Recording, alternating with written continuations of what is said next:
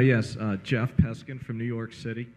And I have a question out of the annual report where you say that obviously going forward, due to the size of Berkshire, the returns going forward probably won't match the returns of the past.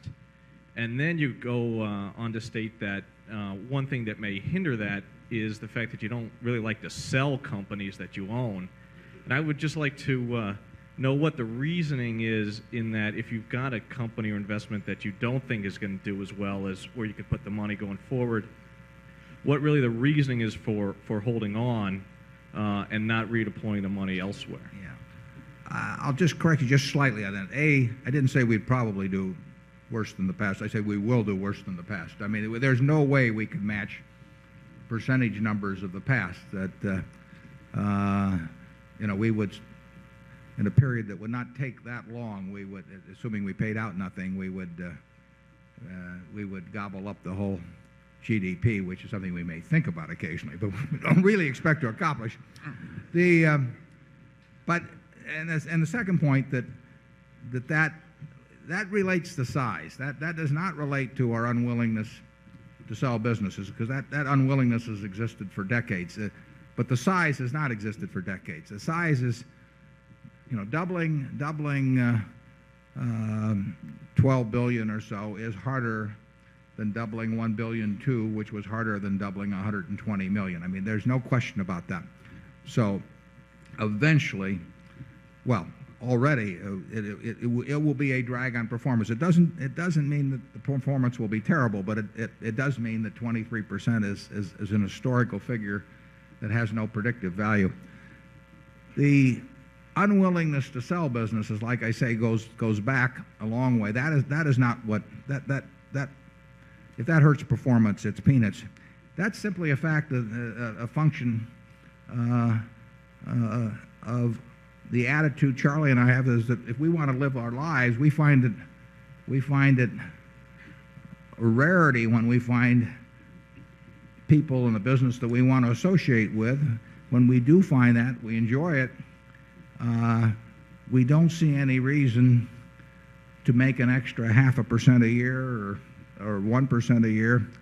Don't try us on higher numbers, but we don't see a reason to go around ending friendships we have with people or contact or relationships. It just doesn't make any sense to us.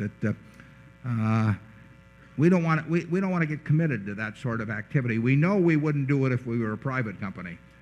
Now, in Berkshire, we feel we've enunciated that position. We want to get that across to everybody who might join with us, because we don't want them to expect us to do it. We want them to expect us to work hard to get a decent result and to make sure that the shareholders get the same result we get and all of that sort of thing.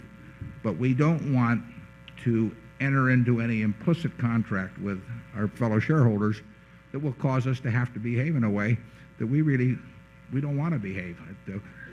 If that's the price of making more money, it's a price we don't want to pay. There's other things we forego also, but that is the one that people might disagree with us on. So we want to be very sure that everybody understands that going in. That's part of what you buy here, and I don't think it'll hurt performance that much anyway, but to the extent it does, it's a limitation you get with us. Charlie?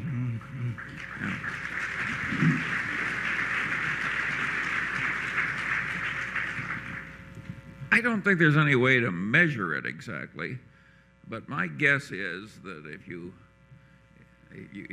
could appraise something you might call the character of the people that are running the operating businesses in Berkshire, many of whom helped create the businesses in the first places and are leading citizens in their community like the Helzbergs. I don't think there's any other corporation in America that's done as well as we have. If you measure the human quality of the people who are in it. Now you can say we've collected high-grade people because we sure as hell couldn't create them. But one way or another, this is a remarkable system. And why would we tinker with it? If you want to attract high-grade people, you probably ought to try and behave pretty well yourself. Yeah. I mean, besides, it wouldn't be any fun doing the other. I mean, I was in that position a little bit when I ran the partnership back in the 60s, and I really, people were coming into partnership with me, and my job was to turn out the best return that we could.